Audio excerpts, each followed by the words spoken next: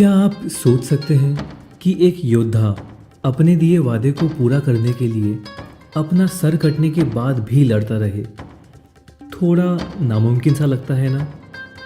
लेकिन हमारे देश के पूर्वज ऐसे ही थे और आज हम जिस महान योद्धा की बात कर रहे हैं उनका नाम है बाबा दीप सिंह जी।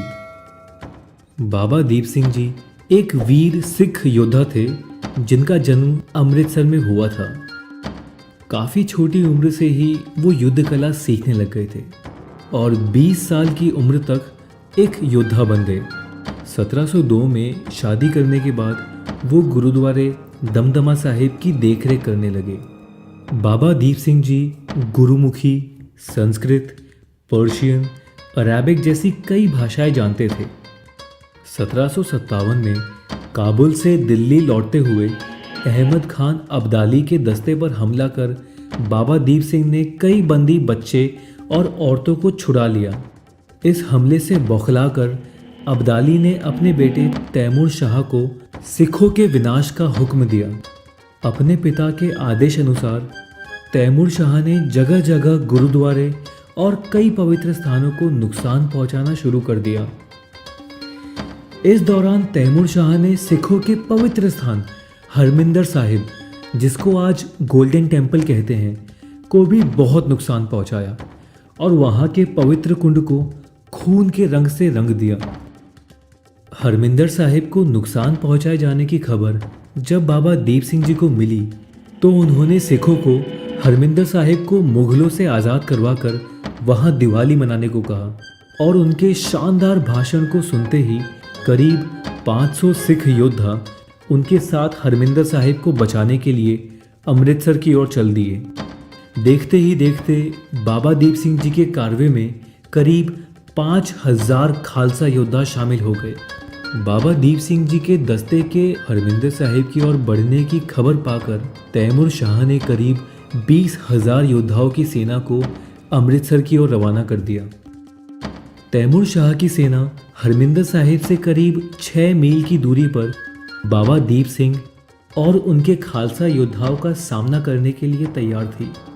बाबा दीप सिंह जी ने युद्ध शुरू होने से पहले अपने योद्धाओं से वादा किया कि चाहे कुछ भी हो जाए मगर मैं हरमिंदर साहिब के अंदर ही अपनी आखिरी सांस लूँगा। उनका इतना बोलते ही उनके कारवे में एक जोश आ गया और फिर दोनों सेनाओं में भयंकर युद्ध शुरू हो गया।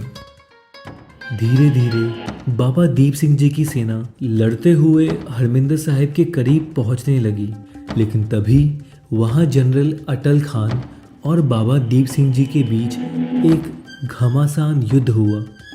इस लड़ाई में दोनों ने एक दूसरे पर तलवार से वार किया। अटल खान वहीं ढेर हो गया और वहीं बाबा दीप सिंह जी की गर्दन लगभग धड़ से अलग हो गई। उनकी गर्दन आधे से ज़्यादा कटकर लगभग एक तरफ झुकने लग गई और वो वहाँ गिर गए। तभी एक खालसा योद्धा ने उनको उनका वादा याद दिलाया कि वो हरमिंदर साहिब में पहुँचने से पहले हार नहीं सकते। उस खालसा की बात सुनकर बाबा जी ने अपना कटा हुआ सर एक हाथ से पकड़ा और बहादुरी से लड़ते हुए हरमिंदर साहिब के अंदर आ गए। गुरुद्वारे की पावन धरती पर अपना पैर रख कर ही उन्होंने अपनी आखिरी सांस ली। हरमिंदर साहिब यानी कि गोल्डन टेम्पल में जहां उनका सर गिरा, उस जगह को लोग आज एक पवित्र स्थान मानते हैं। हालांकि बाबा दीप सिंह जी की उम्र लगभग 75 साल की थी, लेकिन वो एक जवान योद्धा से भी ज़्यादा की ताकत रखते थे। चौंकाने वाली बात तो ये है कि जिस तलवार से वो लड़ते थे उसका वज़न करीब 15 किलो था। अब आप ही बताइए, क्या इतनी भारी तलवार के साथ लड़ना कोई आम बात थी? ये सारी बातें साबित करती है कि बाबा जी एक महात्मा थे जिनके पास अलौकिक शक्ति थी। उन्हें अनोखे अमर शहीद बाबा दीप सिंह जी भी कहा जाता है। ये उनकी आध्यात्मिक शक्ति ही थी जिससे वो ये सब कर पाए।